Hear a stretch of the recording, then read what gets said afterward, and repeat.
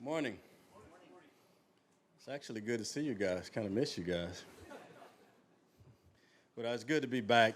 I think the bye week was good for us. I think everybody's rejuvenated. The guys are fresh and they're up and they're ready to ready to get going and ready for today's practice and see if we can get this thing turned around. But I know you guys got plenty of questions, so go ahead. What do you think's staying with Carlos Hyde in the shoulder? Yeah, I'm not sure where Carlos is. I mean, we'll see how it goes today and see how he progresses. But the good thing is that's not a decision that has to be made right now. So we'll see where he's at. What did you guys do during the bye week as a coaching staff offensively? Well, it's a lot of studying, a lot of self-evaluation, a lot of looking at where we're at and what we're doing, how we're doing it, and those sorts of things. So we felt like this whole deal is a learning process. Us learning them learning us, and the bye week gives you a chance to kind of look at all that in accumulation, see where we're at. So I think it was productive for us, and we've got to go out and make that happen on the field. But we feel like it's very productive. Are major changes coming, or is it tweaks, or how would you say that? Yeah, I'd say it's more tweaks. I don't think there's any major thing that we're doing, and if it was, I probably wouldn't tell you for competitive advantages purposes. But there's tweaks here or there. There are always tweaks every week, but just to give us a chance to take a breath and look at it in totality, figure it out, and move from there. Obviously, the passing game is a result of a lot of things happening on the field with the receivers being encouraged, with the protection being right. But what does Colin specifically have to do to complete a higher rate of his passing? Well, I think your statement was very true. There's a lot involved with the passing game. It's not just Colin. It's protection. It's backs. It's being in the right places, timing. So all that's very true. I think we all, and us putting them in the right positions, is the first part of that. So all of us need to do a better job. And Colin and Colin will probably tell you the same thing. I mean, he needs to be. There's some throws that he probably wish he would have been a little bit more accurate on. There's some things he was accurate on that we dropped it, or there's a lot of things involved. But Colin's fine. He's been up and down a little bit, but he's fine and he'll continue to get better. So I don't have an issue with where he's at. You got your first look at Glenn Harris the last game. Yeah. Do you see him being more involved in this offense moving forward, even with Carlos coming back? Well, I think the ones earn more opportunity based on how he played. We'll continue this week and see how he works in practice and all that. But I think based off of what he did the previous game, he's earned more opportunities. So Comfort level with his pass blocking as well. good. Yeah. He had one in the game that was really good. Curtis, what's the difference between Christian Ponder and the other two quarterbacks you've had? Because Blaine and Colin are similar. You guys have talked about that the whole time. What separates Ponder? Christian is, everybody sees the similarities between Blaine and Cap, their athleticism, but Christian is a good athlete himself. So, I think that similarity doesn't stop at Christian.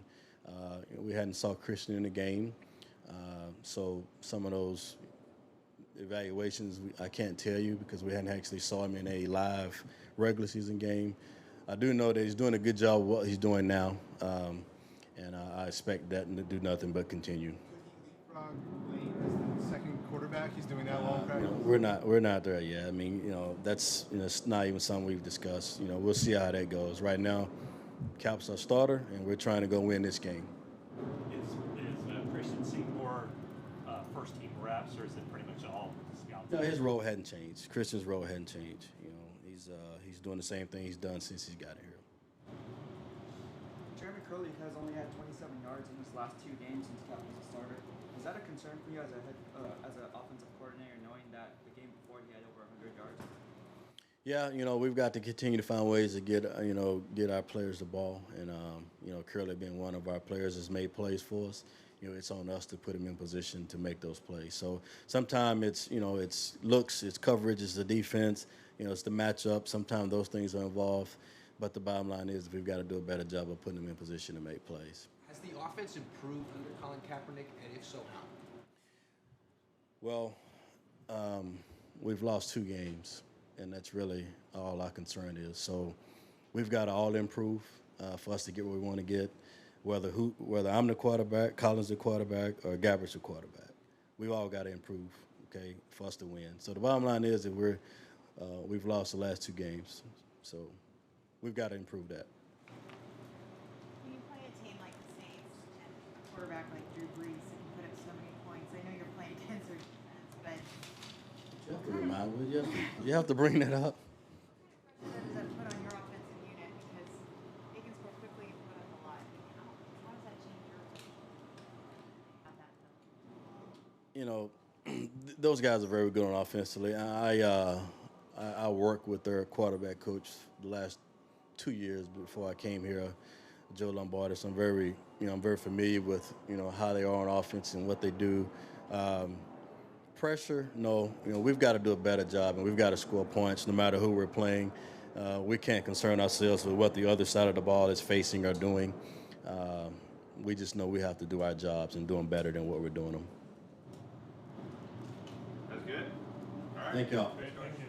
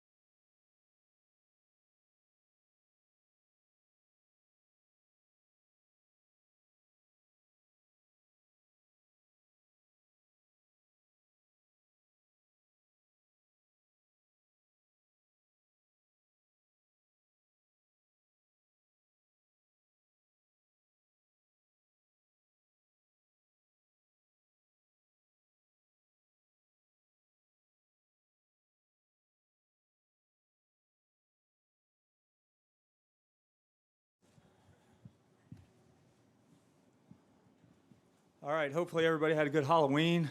You guys didn't miss me too much over the bye week, but it was very productive on our end. It was good to be able to dig into a lot of the self-scout stuff and then look ahead to some of the opponents that we have coming up on the schedule. It was also great to see our guys this morning. We focused on us in our hour and 15-minute morning, just each position group, what we need to do better, what techniques we need to improve on, and just kind of look back over the first 7 games and just where we can grow and develop as a group and as a defense. Excited to get out on the practice field today. Questions? Jim, I guess the top question is, what did the week away and what did you discover that can help you guys tighten up that run game? We got to tackle better. We got to do a better job getting off blocks. I think that, those are if there's 2 things that jumped out off the tape, those would probably be the 2 biggest things. And then the last thing is just consistency. At times we defend the run really well. It's just not consistent enough for 4 quarters. And you let a 44-yard run out, you let a 45-yard run out. Your run totals are never going to be good when that happens. If it was just one guy, that one guy wouldn't be playing. We just got to tighten everything up as a group. And like I said, those 3 things are the biggest things that we took out of it. As far as the getting off blocks, when you have 2 young defensive linemen, tall guys like Armstead and Buckner, what can they do to be able to get off those blocks and not get washed away? Well, I don't think the height thing has much to do with it. I think that actually the more length you have as a player, it's easier to escape blocks. It gives you more space between you and the blocker. I just think it's something that at every level of the defense you go through, you learn that if your pads get up in this league, you're going to get knocked off the ball, or you're going to get knocked back by a wide receiver stalk blocking you. So it's just those guys. I mean, they've been. It's not like their pads are high all the time, but you know, as the game goes on and the plays start to mount, you know, as you get tired, the tendency might be to pop up a little bit. And it happened a couple times in the last game, and they got knocked off the ball as a result of it. Those guys will learn from those plays, and they'll be better next week. How do you assess the gap integrity along the D-line in particular? I don't know what you mean by that. How would you assess each individual defensive lineman and their ability to maintain their responsibility in their gap? If you ask, say, Buckner to be responsible for the B gap, is he doing that? Yeah. Jim, the pad level issue that you talked about, is that really tough for young players to break? Because I know Danny Shelton went through it last year too. Yeah, I think that some of those guys are so big, they're so strong, they're so athletic, they're such good football players. There's stuff that they can get away with at the college level that when now you're in the NFL, you're playing against grown men who have been in the league for 8, 9, 10 years who understand pad level. It's just something, it's part of the learning curve. Yeah, I think every young player goes through it. I don't think it's just D linemen. It's linebackers when a guard climbs on them to block them. You know, how to sink your weight, how to stun a guy, and then how to get off blocks. It's DBs, you know, even in their back pedal, you know, and coming out of their breaks. You know, if you're not low and you got to sink your weight before you got to transition, you have no chance to cover an intermediate route in this league. So it's every level. It's all young guys. It's something that they learn as they come into the league. Are these the type of plays that are causing the 44-yard runs when they're No, the type of plays that cause 44-yard run is an outside backer running upfield, an inside backer not reading his key, and then a DB missing a tackle. I mean, that's what causes 44-yard runs.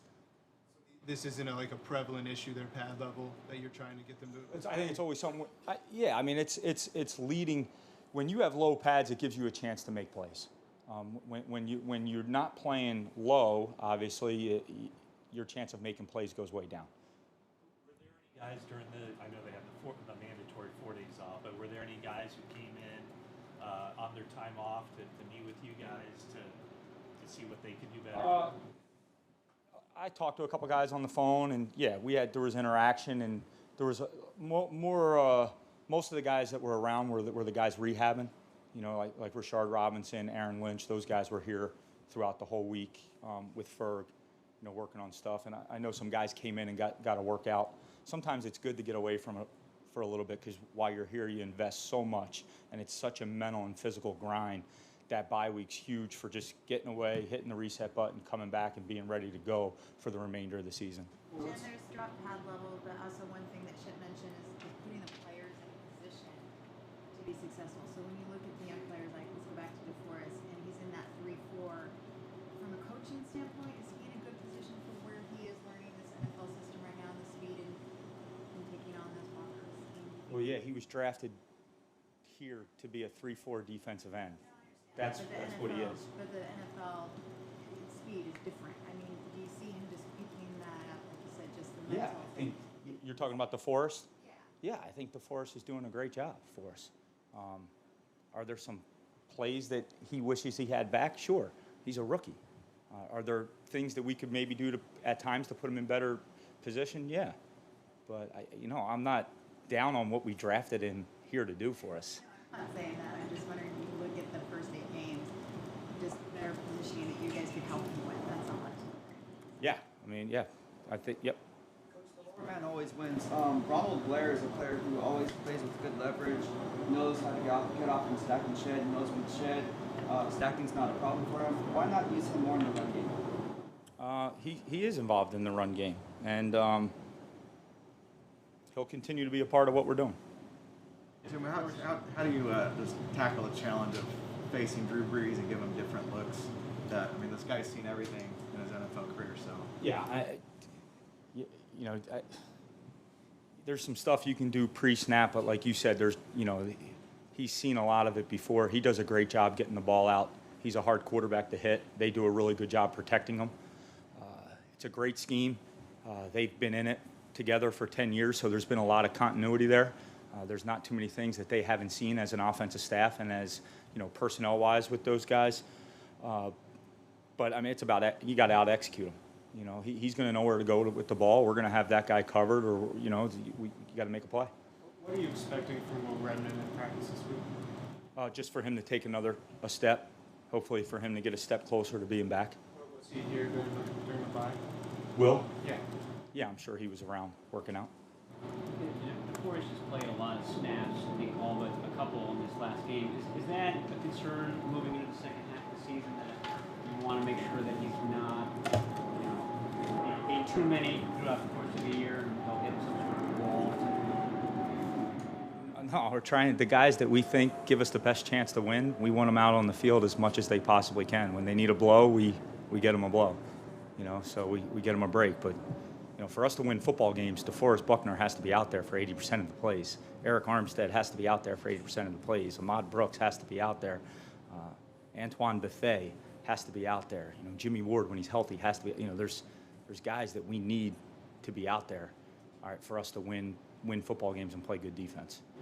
Is there a sense that Glenn Dorsey will be, you know, as he gets farther away from that rehab from the ACL, will be, you know, increasing his snap count as we go forward? Yeah, I hope so. You know, he was a big part of our plans as far as a guy that could help us in the middle of the defense. So, yeah, we hope. Jim, Curtis told us the coaching staff met and kind of had a powwow. Do you guys ever get the scouts involved in watching the film, and what kind of communication's going on with the scouting department? Chip Moore handles that. You know, I think, you know, you'd have to ask him. I know he watches tape after the game with the guys upstairs, and it explains a lot of the stuff from the coaching end. For us, we're more bang, bang, bang, get the grade tated, and then we get the tape graded, and then we move on to the next opponent. Jim, you've allowed, after almost every turnover, the offense has committed allowed points. A lot of times it's because of the ball, you know, the opponent's taking over deep in your own territory. Obviously, you can't help some of that, but have you noticed, I mean, mentality-wise, you know, guys being deflated, oh, there's another turnover, and, you know, they have the ball at the 30-yard line. Is that something that needs to be improved? It's something, yeah, it's something we've talked about as, you know, I think we talked about that 2 weeks ago. You know, Chip's brought that up to the team. You know, you can't ride the roller coaster in an NFL football game. You got to stay consistent. You can't ride the roller coaster throughout an NFL season. You got to stay consistent. But our mentality is, no matter what situation we get put in, it's more TV time for us. It's another chance to compete. It's another chance for us to take the field and make plays and help our football team win a game. So that's the mentality that we're preaching to our group. That's what we want. You said you need to put DeForest Buckner in a better position. Have you considered moving him out of the middle and over to the edge? He does play on the edge. Do you mean like four technique on the tackle? Like defensive end in the sub packages. No. Why? Because he's better suited inside. Okay. Thanks, Coach. Thanks, guys.